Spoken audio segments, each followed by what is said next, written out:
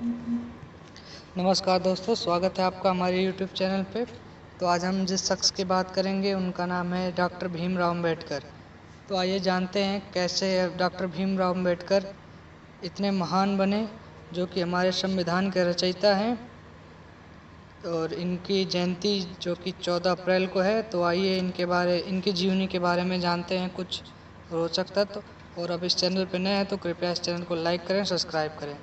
Doctor Bhimrao Ambedkar का जन्म 14 अप्रैल 1891 को मध्य प्रदेश के छोटे से गांव महू में हुआ था। बाबा साहब के पिता का नाम रामाजी मौलजी सकपाल था तथा इनकी माता का नाम भीमाबाई था। और राम अम्बेडकर जी के बारे में जानते हैं कि इन्होंने 2 शादियां की थी। पहली औरत का नाम रमाबाई अम्बेडकर था तथा दूसरी औरत का नाम सविता अम्बेडकर था। तब बाबा साहब की मृत्यु दिल्ली में हुई थी 6 दिसंबर को, और इनकी समाधि मुंबई में है, जिसको चैत्य भूमि के नाम से जानते हैं। बहुत कम लोगों को पता होगा कि डॉक्टर भीमराव अम्बेडकर का सरनेम पहले सकपाल था, बाद में उनका सरनेम अम्बेडकर हुआ।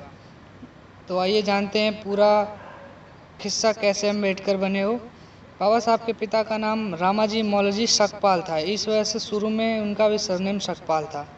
तो अभी सवाल उठता है कि फिर उनका सरनेम अम्बेडकर कैसे हुआ।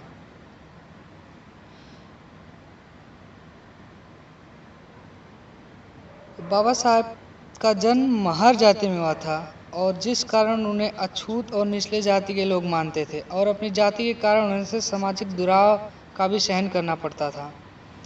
प्रतिभाशाली होने के बावजूद स्कूल में उनको छुआछूत के कारण अनेक कठिनाइयों का सामना करना पड़ रहा था। इसे देखते हुए उनके पिता ने स्कूल में उनका उपनाम सकपाल के बजाय अम्बेडकर लिखवाया। इसके पीछे वजह थी कि वो कोंकण के अम्बेडके गांव के मूल निवासी थे।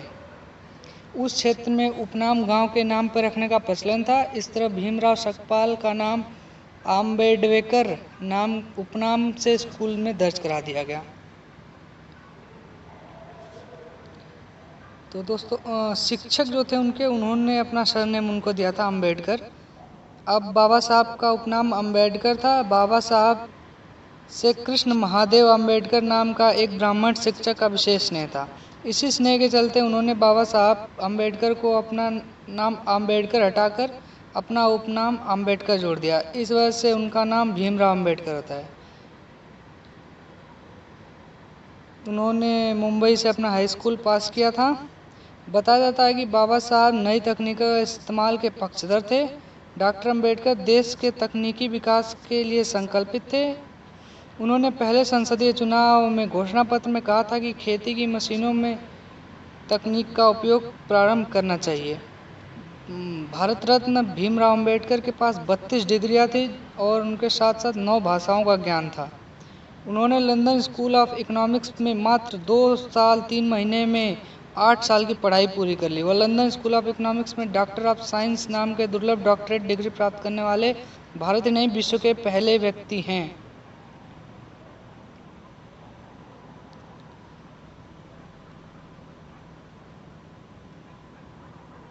बाबा साहब अम्बेडकर के बारे में कुछ रोचक तत्व हैं, जैसे कि भारत के झंडे पे जो अशोक चक्र का निशान है वो बाबा साहब अम्बेडकर की वजह से ही है। डॉक्टर भीमराव अम्बेडकर ने लगभग 9 भाषाएं का ज्ञान था। अम्बेडकर को 21 साल की उम्र तक सभी धर्मों की पढ़ाई कर ली थी।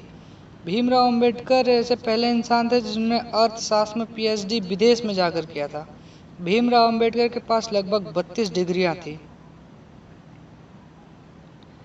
बाबा साहब आज़ाद भारत के पहले कानून मंत्री थे।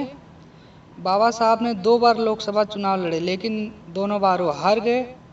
भीमराव अम्बेडकर कश्मीर में लगी धारा 370 के खिलाफ थे। भारतीय संविधान को बनाने में बाबा साहब भीमराव अम्बेडकर का अहम योगदान था। दोस्तों, उस समय उसके अध्यक्ष भी थे।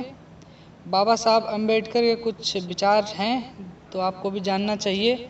एक महान आदमी एक प्रतिष्ठित व्यक्ति से इस तरह से अलग होता है कि वह समाज का नौकर बनने के लिए तैयार होता है। गलत को गलत कहने की क्षमता नहीं है तो आपकी प्रतिष्ठा व्यर्थ है।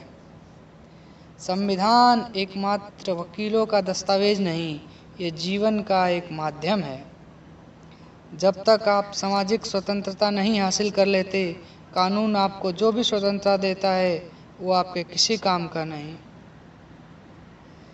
यदि मुझे लगा संविधान का दुरुपयोग किया जा रहा है तो इसे मैं जलाने वाला प्रथम व्यक्ति होऊंगा। हिम्मत इतनी बड़ी रखो कि किस्मत छोटी लगने लगे। कभी किसी का भी स्वाद बदला जा सकता है, लेकिन जहर को अमृत में परिवर्तित नहीं किया जा सकता। ना मस्जिद की बात हो, ना शिवालयों की बात हो, प्रजा बेरोजगार है, पहले निवालों की बात हो। मेरी नीत को दिक्कत ना भजन से ना अजान से है, मेरी नीत को दिक्कत मरते हुए जवान और खुदकुशी करते हुए किसान से है।